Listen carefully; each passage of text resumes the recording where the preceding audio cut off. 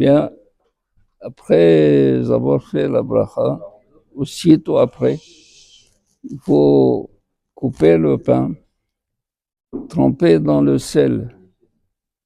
Il y a un minag ancien chez les Marocains, quand on trempe le pain coupé, duquel on va manger le moti, on le trempe 3 fois. Une fois en bas, une fois en haut, de nouveau en bas, et on dit Hashem Melech, Hashem Malach, Hashem Yimloch Le'olam Vaed. Je ne vous conseille pas de faire Hashem Melech, Hashem Malach. Ça pourrait être considéré comme un hefsek.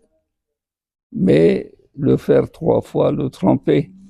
Pourquoi trempe-t-on dans le sel? Hashulhan domé la misbeah. La table sur laquelle nous mangeons est considérée comme le misbeah. Et le texte vient de Yaheskel. On dit au début vers misbeah et on continue à Shulhan. De là, les Hachamim tirent que le Shulhan et l'autel, c'est la même chose. Qu'est-ce que ça veut dire c'est la même chose? Ils agissent de la même manière. De même que le misbeah, il est mechaper abonot. Ainsi, la table sur laquelle nous mangeons et nous prenons le temps de manger, pendant ce temps-là, peut-être qu'un pauvre viendra, nous lui donnerons de quoi manger, de nourrir, et alors il y a une kapara. Ce qui fait que le shulhan a fait la même chose que le misbeah, la kapara mechaper. Et de toutes les manières, les hachamim disent Al-Kor Korbanecha, c'est un verset, Takrib Mela.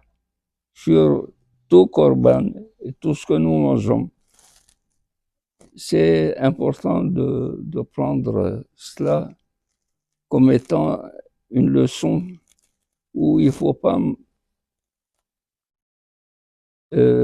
jouir du manger. Ce n'est pas le manger qu'il faut voir en soi.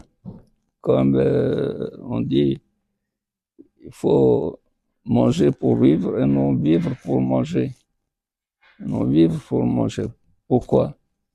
Parce que il faut considérer Kol Ma'asecha Yivu Leshem Shamayim.